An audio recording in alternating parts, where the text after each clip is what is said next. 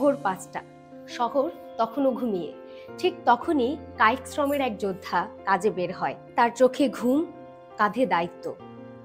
তিনি একজন শুধু শ্রমিক নন, তিনি একজন স্বপ্নবান বাবা, একজন দায়িত্বশীল ছেলে।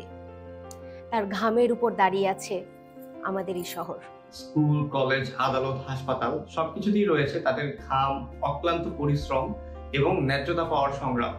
কিন্তু দুর্ভাগ্যজনক হলো সত্য যে অনেকাংশে তাদের অবদান অদৃশ্যই রয়ে যায়। আইনি শিক্ষার্থী হিসেবে আমরা শিখি ন্যায় মানে কেবল আদালতের রায় নয়, বরং প্রতিটি মানুষের প্রতি সমান সম্মান। শ্রমিকের অধিকার কেবল কাগজে সীমাবদ্ধ রাখলে চলবে না, তা বাস্তবে প্রতিষ্ঠিত করতে হবে। এটি আমাদের অন্যতম দায়িত্ব। ডিজুরি একাডেমির পক্ষ থেকে আমার হৃদয়ের অন্তঃস্থল থেকে যারা নীরবে কাজ করে যাচ্ছেন তাদেরকে কৃতজ্ঞতা প্রকাশ করছি। সকলকে শ্রমিক দিবসের শুভেচ্ছা। আপনাদের ঘাম আমাদের ন্যায়ের পথ দেখায়।